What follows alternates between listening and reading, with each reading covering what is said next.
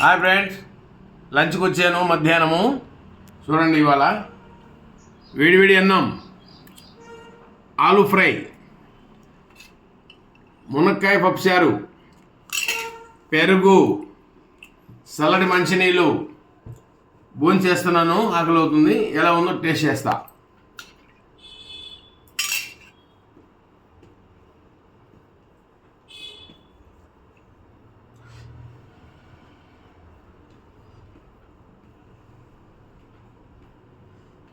చూద్దాం, ఒక ముద్దు తిని చెప్తా.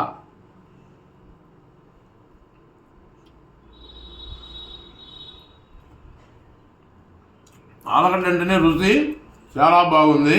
ఆలుగడ్డ ఫ్రై అంటే సూపర్గా ఉంది.